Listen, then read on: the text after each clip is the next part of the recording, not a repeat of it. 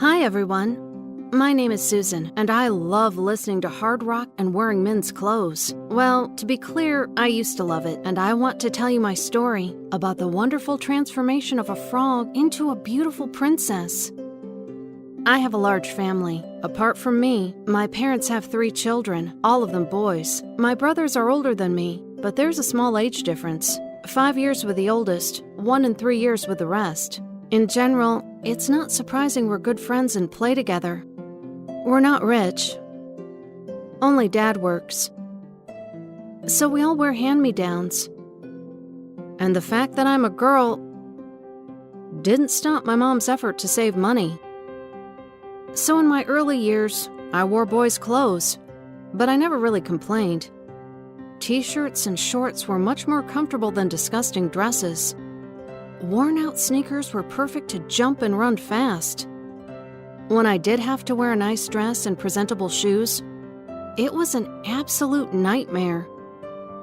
My dress hiked up to my ears, shoes hurt my feet, and my brothers laughed at my attempts to behave like a lady.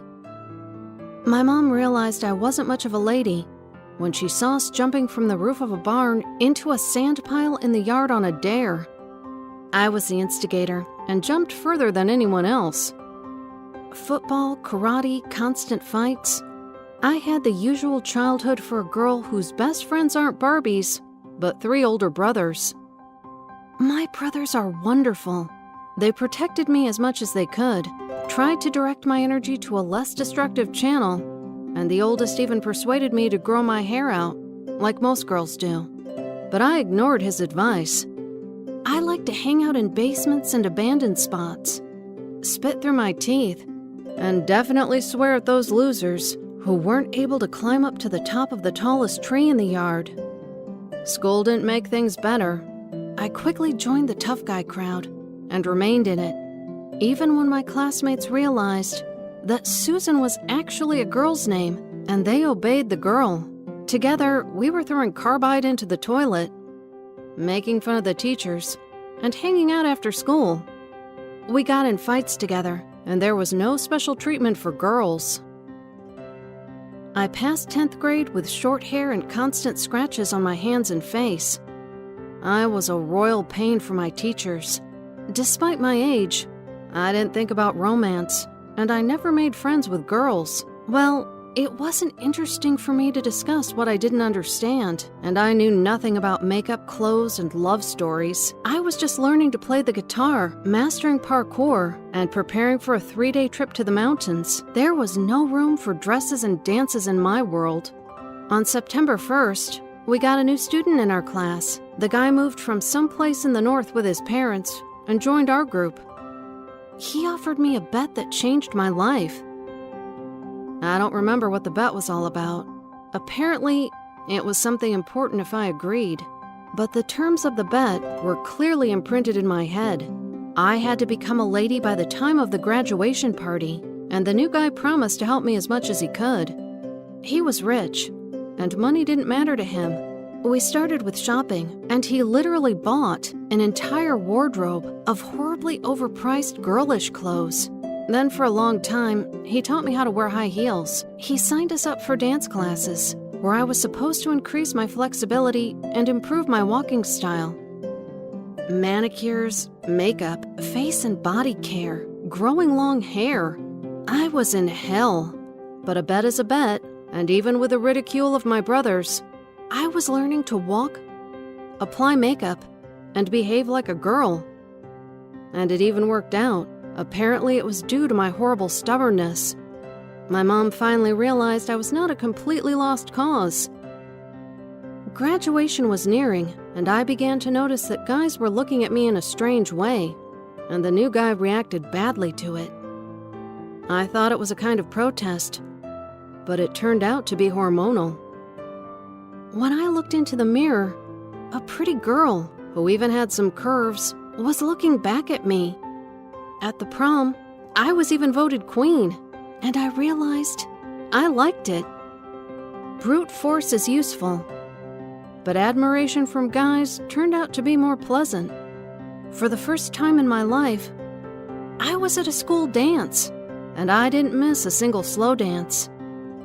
For the first time, I felt like a girl and realized I could be proud of it. How did it all end? The new guy and I entered the university and are now officially a couple. Sometimes I still wear my brother's t-shirts, but now I prefer dresses and long skirts. I am playing the guitar and practicing parkour, but I only go out dressed like a girl because I want to. I'm learning to combine everything. Have you found yourself in a similar situation where you were pulled out of a usual routine, but it wasn't so bad? If so, like the post, and don't be afraid of change, because sometimes change is good. You never know unless you try. Hi everyone, my name is Julia, and what I will tell you almost ruined my life, but I managed to cope with it, and I want to share my story with you.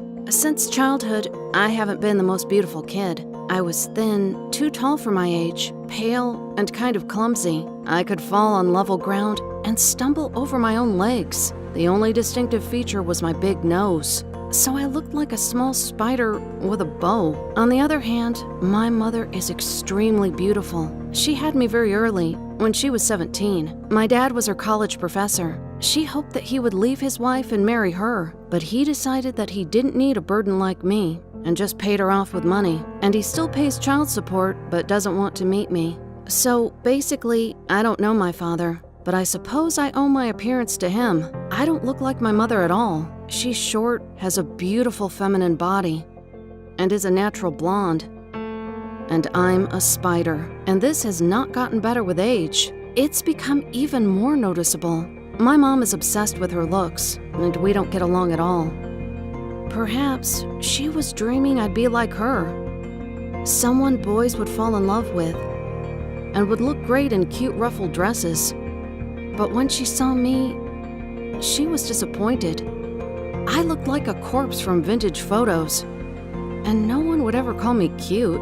Her parenting consisted of checking my homework, feeding me, and giving me money for clothes. When I was about 11, she even tried to pretend that we didn't know each other if we went out. And then she even entrusted me with the responsibilities of buying clothes and other things. But she didn't limit me in terms of money. She earned a lot herself. Plus, she received payments from my father, so I had everything I needed, but I've never really had a mother. I did have a best friend, Jane. She was 3 years older than me, and everything was fine in her family.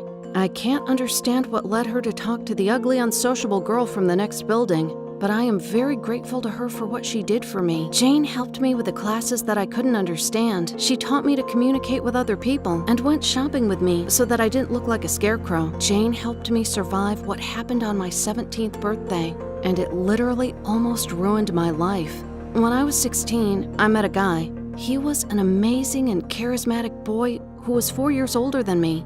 The very idea that I had a boyfriend, a real one, made me excited, so I didn't think about much else. It's good that Jane caught me by the arm and lectured me on birth control. Otherwise, there would have been more problems.